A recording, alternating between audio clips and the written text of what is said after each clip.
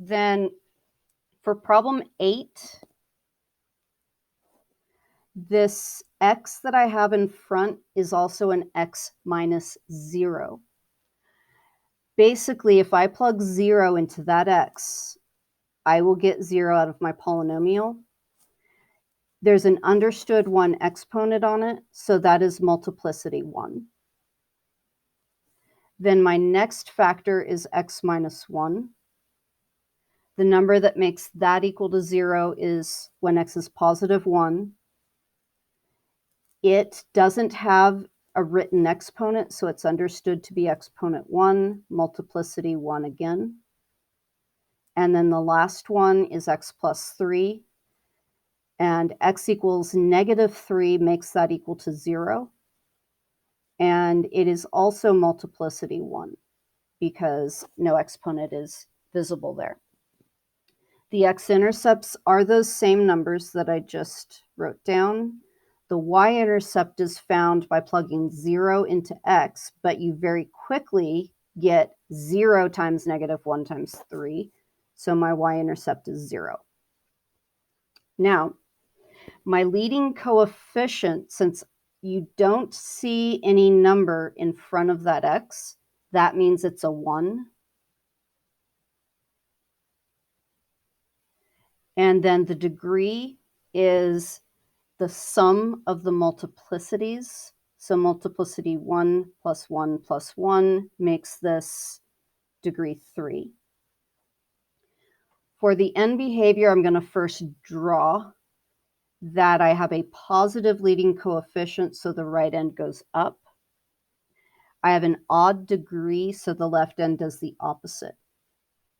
So as x approaches negative infinity, that's saying on the left side, my f of x approaches negative infinity.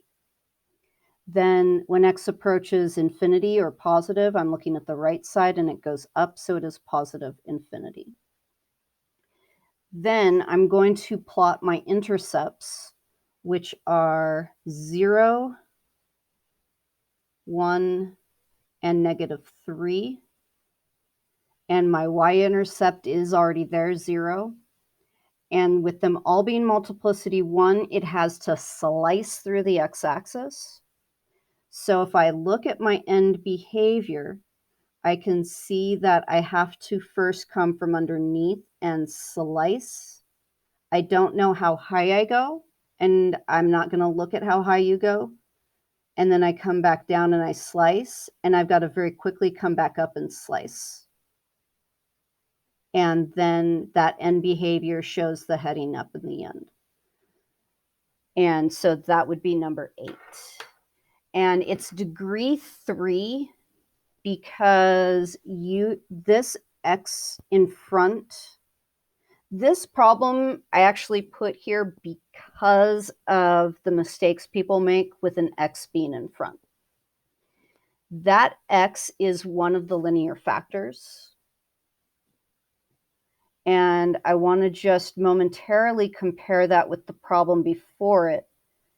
In the problem before it, you have a negative 1/2 in front. You have a number, not the variable x. The only other situation might be that you have, let's say, your polynomial. I'm making one up right now. I'm making up that I have negative 2x times x plus 4 times x minus 8. Now, this x is actually creating a root of 0. The number in front, negative 2, is the leading coefficient. So this problem that I just made up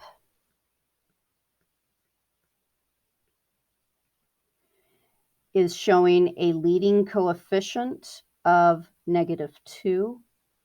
And it is showing that I have roots. 0 comes from the lone x, and then negative 4 and positive 8 would be the other roots. So just to point that out to you. Okay, then Let me see what else was asked for, because I did see the division. I'm putting it on the back burner a little bit because of how long I spent on it yesterday, but I will continue working with you during the, what do you call it, office hours. Okay, if I have 6A, then what I'm looking at is I have a parent graph. The parent graph is x to the 4th power. So if I were to think, what does that look like? It's an even power. So even power has like a minimum at the origin, and then it goes through 1, 1 and negative 1, 1. And it's boxier than you would get from a y equals x squared. So this is like the parent graph. Then I have a multiplication by negative 1. That's outside multiplication. That will flip it upside down. That will not change the intercept there. It will take the graph and become just what I have here in red that I'm trying to draw, at least. Now, another thing that I have is this. By the way, I'm giving you a harder problem here in 6A than I would put on the test. I would not put this on the test. I would put something more like B. That division by 3 is something that is happening to the x. So that means that the x coordinates are actually multiplying by 3. So I'm going to take my red graph and I'm going to take my known points and multiply the x's by 3. That's going to now give me points that are way out here. I still have not moved this vertex point, and it is quite squashy. But again, I will not give you a problem this difficult. It'll be more like this. And then the last thing is the x plus 2 says to move this graph left 2 units. And the plus 5 outside of the graph says to move it up 5 units. So I can take these 3 points and individually move them, and that will take me to the answer that you see in the answer guide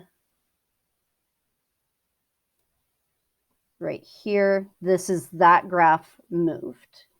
And I thought I'd just go here because it'd be faster than you watching me move a graph.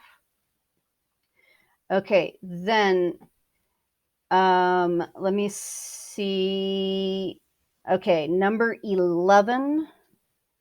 And I want to make sure, Alec, I know you asked for division and you're going to be around for office hours. That will be the first thing I do in the office hours is help you with division. And actually, it looks like this is going to get into it, so this will help. Okay, know that I will have a problem like this. I repeat, know that I will have a problem like this, where you are given a third-degree polynomial and you are told what one of the factors is of that third-degree polynomial. So the first thing you're going to do is division. So we are dividing by x minus 1. And then I'm going to erase what I highlighted in yellow. When I'm doing division, I start with my highest degree term, and I put in the upper left corner. And actually, let me do this without showing you the work. Would that be better? Without showing you the answers so that you can think through it. So I've got a 5-minute warning that just went off. I'm going to, I just realized I should probably do it from here. So x minus 1, the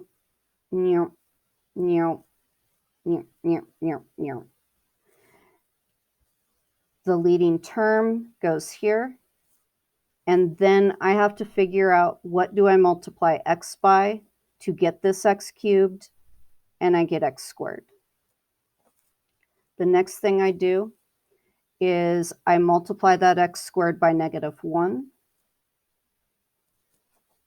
And now I have to figure out what do I need to add to -x squared to get -2x squared.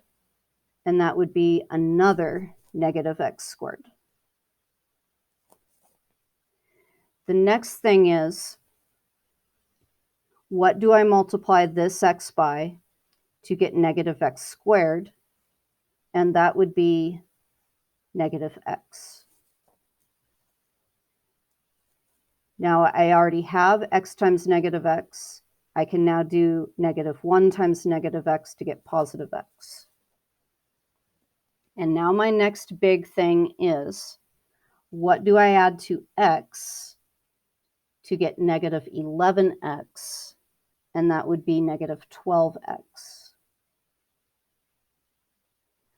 And now I go back to, what do I multiply x by to get -12x? And that would be -12. Now, right now, I got my constant term of the quotient. So if there is anything that comes after this, it's going to have to be in the remainder. And there shouldn't be anything because you were told that x minus 1 was a factor. -12 times -1 is positive 12, and that better give me my constant term, and it does. So there's no remainder. Now, you were asked to find all the zeros of the polynomial. You were told that x minus 1 was a factor. You now know that this polynomial is that factor, x minus 1, multiplied by the quotient, x squared minus x minus 12. At this point, you can either factor this quadratic or throw it in a quadratic formula if you're desperate to find the rest of the zeros. The x minus 1 gives me the zero positive 1.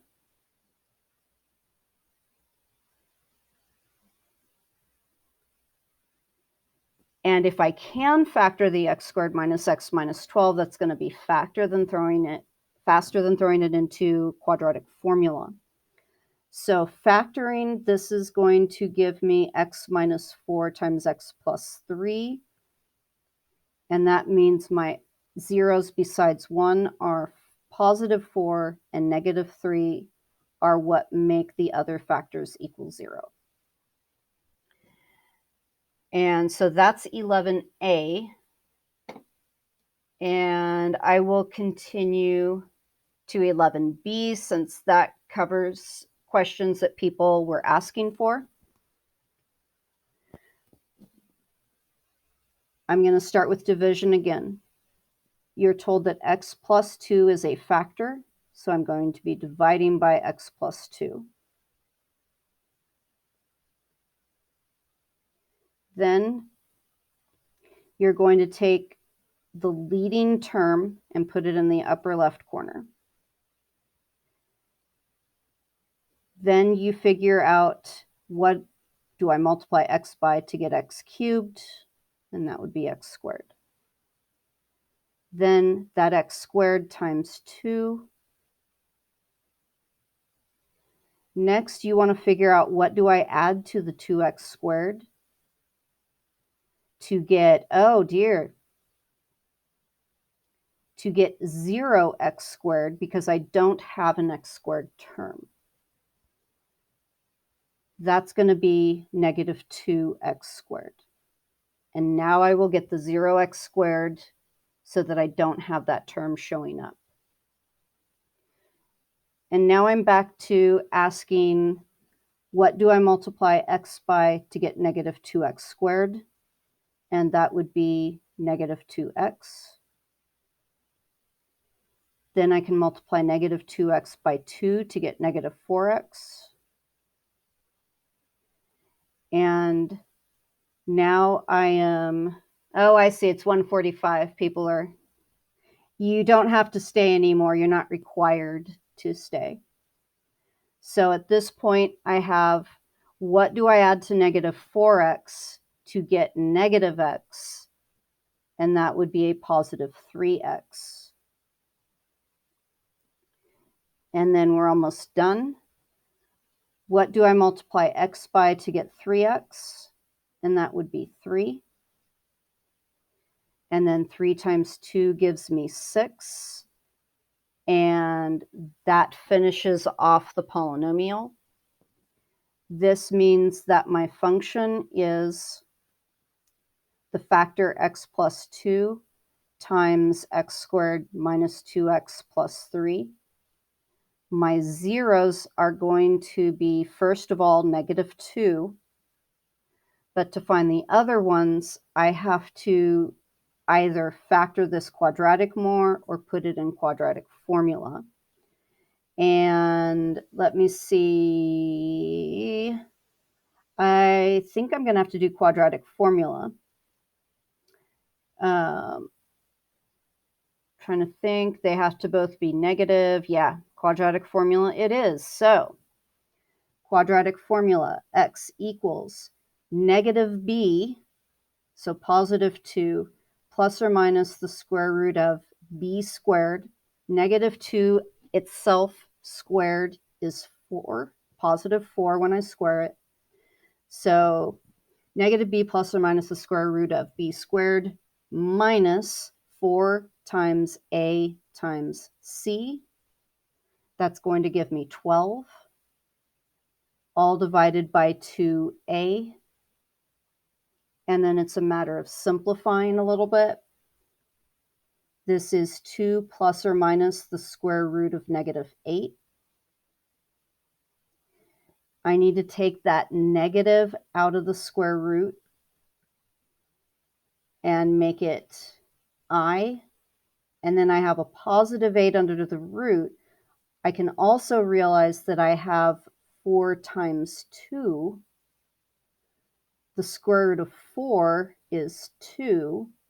And I can bring that all the way out and then have only the 2 left over under there.